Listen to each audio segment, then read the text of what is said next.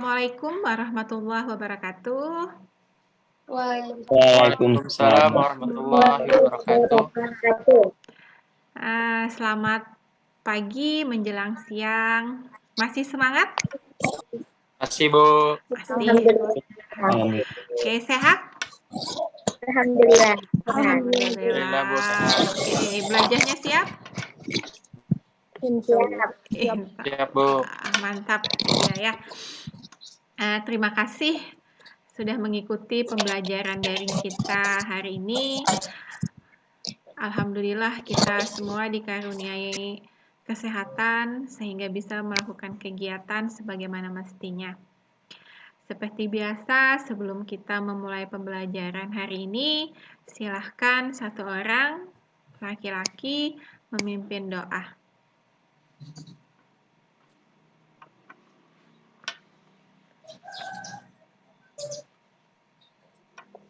Sebelum memulai pelajaran hari ini, alangkah baiknya kita berdoa. Berdoa, mulai.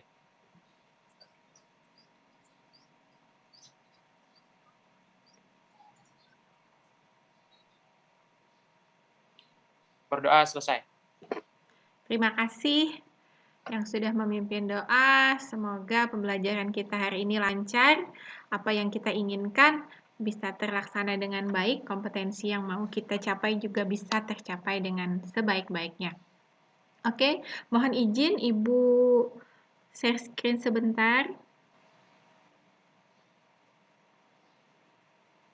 Oke, kelihatan? Kelihatan, Bu. Kelihatan, Bu. Hari ini alur pembelajaran kita sudah Ibu kasih di chat gitu ya.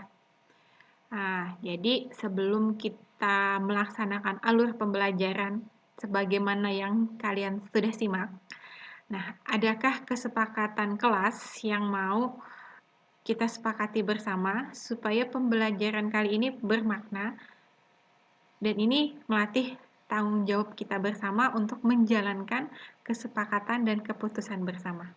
Demi kebaikan tentunya bersama juga. Oke. Silahkan ada yang usul kesepakatan kelas yang pertama yang mau kita laksanakan. Yang pertama.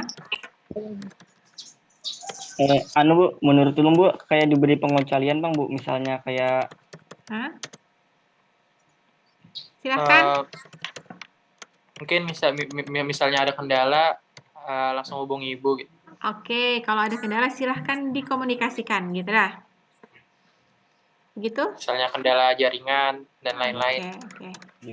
Berarti Ibu tambahkan poinnya, jika ada kendala, silahkan dikomunikasikan ya. Lewat chat. Oke. Terima kasih. Ini kesepakatan yang pertama. Tujuan pembelajaran kita hari ini yang pertama. Mungkin kalian yang bacakan deh, Jatur mungkin bisa membacakan tujuan pembelajarannya. Silahkan membacakan untuk kawan.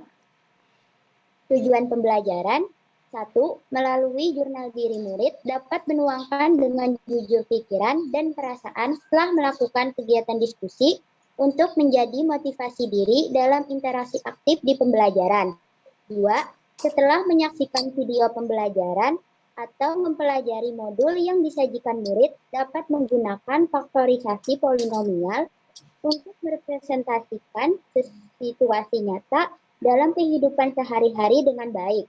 3. Melalui diskusi murid dapat menggunakan faktorisasi polinomial untuk menyelesaikan masalah kontekstual dengan tepat. Oke, jadi tujuan kita hari ini ada 3. Ya. Dari sini kelihatan nih, ada bahasa faktorisasi polinomial. Ibu yakin kalian sudah bisa membayangkan nih, polinomial kemarin sudah kita pelajari konsepnya, ya kan?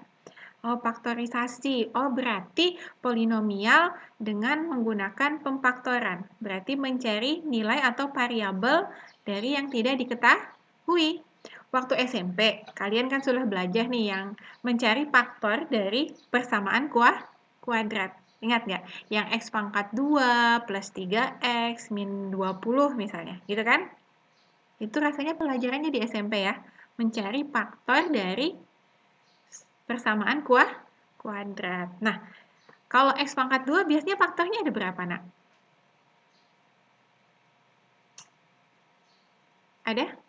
Kalau X kuadrat min 3X plus 5 misalnya, itu faktornya ada berapa? Penyelesaiannya ada berapa?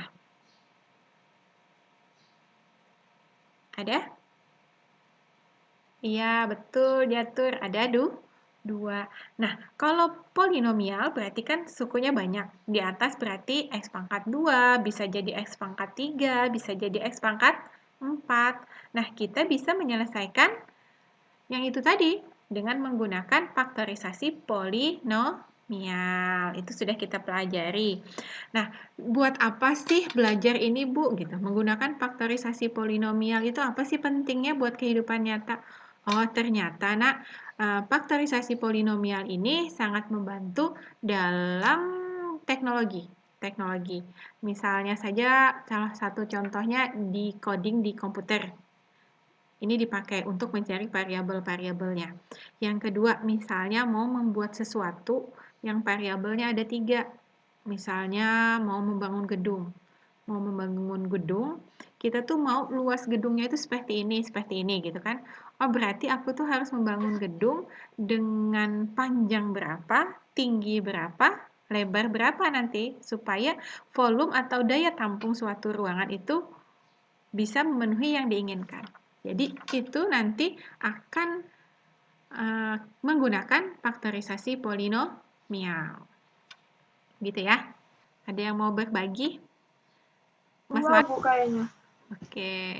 Apa tuh kira-kira yang dibutuhkan? Kalau Langkahnya. soal berupa peristiwa kontekstual itu kan kita harus benar-benar cari apa yang dimaksudin soal itu jadi susah, Bu. Oke, jadi penahan di bagian itu ya. Seperti apa nih nanti langkahnya. Oke.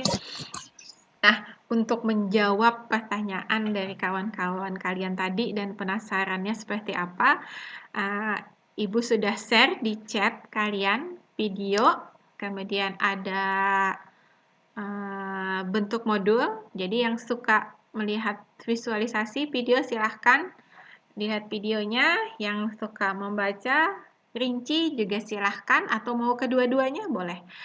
Saya kasih waktu 5 menit untuk melihat dan menyaksikan videonya, untuk menelaah modulnya. Silahkan, sudah tersedia di chat kalian. Saya kasih waktu 5 menit. Nah, seorang peneliti merancang sebuah wadah berbentuk balok dari bahan aluminium. Wadah tersebut harus mampu menampung 4.000 ml larutan. Nah, peneliti itu menginginkan lebar wadah itu 5 cm lebih pendek daripada panjangnya. Nah, dan tinggi wadahnya 17 cm lebih pendek dari panjangnya. Tentukan ukuran wadah sesuai dengan keinginan peneliti. Nah, sekarang kalian analisis kira-kira ini termasuk masalah kontekstual yang bisa diselesaikan dengan faktorisasi polinomial nggak sih? Silahkan. Ada yang mau menjawabkan? Setelah kalian baca, setelah kalian lihat video tadi, kira-kira apa yang Ibu sajikan di sini apakah termasuk sebagai salah satu kasus atau salah satu contoh soal yang bisa diselesaikan dengan menggunakan faktorisasi polinomial. Bagaimana, Nak? Raifah, bagaimana? Apakah ini tergolong bisa diselesaikan ataukah tidak? Bisa, Bu. Bisa ya, ini diselesaikan dengan menggunakan faktorisasi polinomial. Oke, ada yang jawab bisa. Sekarang kita lihat lagi. Nih si profesornya.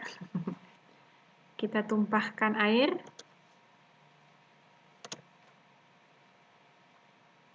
Oke, sampai penuh dengan larutan. Ini panjang. Nah, sekarang bagaimana lebarnya? Ada yang mau bisa menjelaskan kenapa lebarnya itu sama dengan P dikurang 5 ya? Profesornya menginginkan lah Bu lebarnya kurang 5 cm dari panjangnya. Oke, kasus-kasus kontekstual.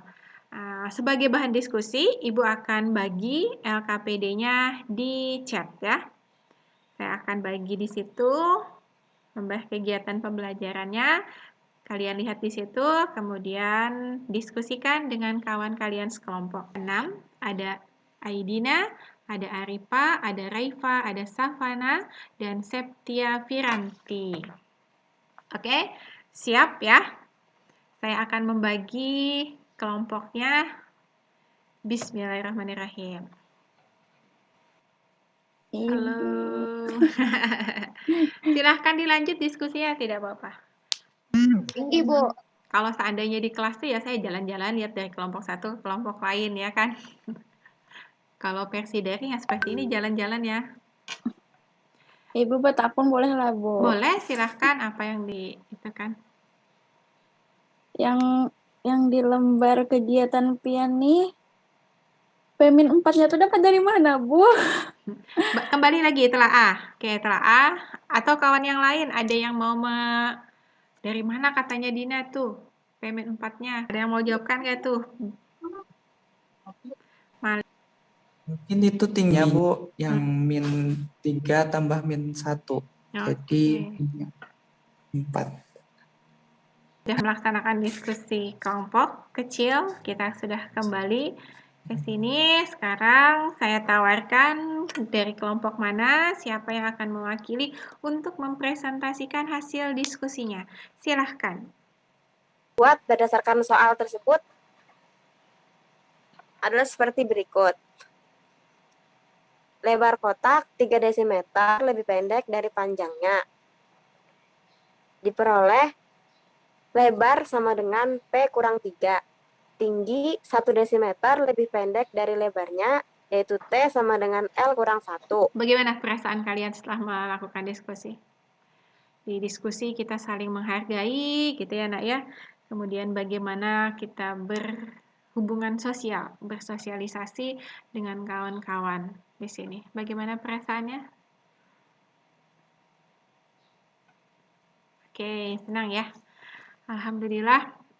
Nah, setelah diskusi, untuk mengukur ketercapaian kita hari ini, ada tugas mandiri, bentuknya tugas mandiri, nanti Ibu sajikan 3 bentuk soal. Soalnya 3 macam.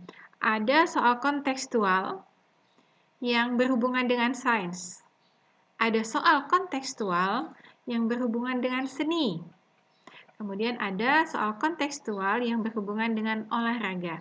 Nah, kalian silahkan pilih dari 3 soal kontekstual ini yang kalian suka, yang kalian minati. Jadi boleh sains, boleh seni, boleh juga olahraga.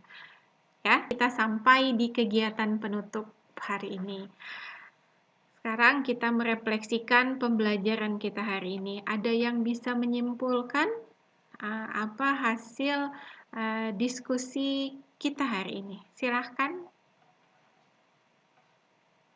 Pemfaktoran polinomial itu bisa digunakan di dalam kehidupan sehari-hari. Bisa memecahkan masalah-masalah yang harus kita hadapi di dalam kehidupan sehari-hari. Dengan menggunakan polinomial itu, kita bisa memakai cara skema Horner dan teorema faktor. Terus saya tadi dapat juga Bu, kayak dengan cara bersusun saya coba juga, ternyata bisa juga. Ternyata banyak menyelesaikan masalah polinomial itu Bu. Oke, terima kasih. Bagian mana sih yang paling menarik dari pembelajaran kita hari ini? Ada yang mau jawabkan? Jadi bagian mana sih yang paling menarik menurut kalian dari pembelajaran kita hari ini? Bagian presentasinya, Bu. Oke, di bagian presentasinya. Kenapa, Gin? Kalau boleh tahu kenapa di bagian situ? Dari opini pribadi, itu presentasi kan menjelaskan apa jawaban itu tadi. Nah, ulun sendiri merasa kayak masih terbelit, terus tuh Masa kayak baru pertama kali menjelaskan matematika di depan CD, jadi rasanya kayak beda. Oke, tapi tetap semangat ya, luar biasa. Oke, nah nanti untuk pertanyaan-pertanyaan refleksi ini saya akan bagikan formnya di chat lagi ya. Tolong diisi nanti merefleksikan pembelajaran kita hari ini. Semoga nanti dengan refleksi ini kita bisa memperbaiki lagi pembelajaran untuk pertemuan-pertemuan berikutnya. Oke? Oke, siap. Yang coba buat diary, buat jurnal diri, ceritakan hal-hal apa saja yang kalian rasakan, kejadian-kejadian apa saja yang kalian hadapi dalam situasi belajar ya, dalam pembelajaran. Buat jurnal diri kalian, yang suatu saat nanti kalian baca lagi jurnal diri kalian. Insya Allah nanti ada manfaatnya ya. Semoga dengan membuat jurnal, kita bisa mengevaluasi diri. Nah, dengan evaluasi diri, kita bisa meningkatkan motivasi. Oke. Melakukan pembelajaran berdiferensiasi dan dikombinasikan dengan SEL, Social Emotional Learning, atau KSE, Kompetensi Sosial Emosional, dalam pembelajaran membuat saya merasa senang dan tertantang. Senang karena kita selalu menemukan hal-hal baru dan menarik di dalamnya untuk mewujudkan pembelajaran yang berpihak pada siswa.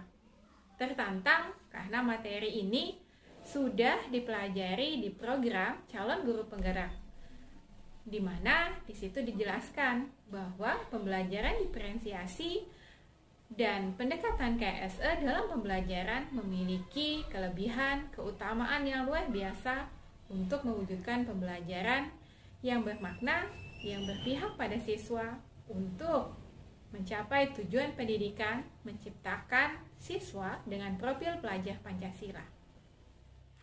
Pembelajaran yang bisa saya ambil setelah melakukan praktek mengajar dalam aksi nyata ini sangat banyak.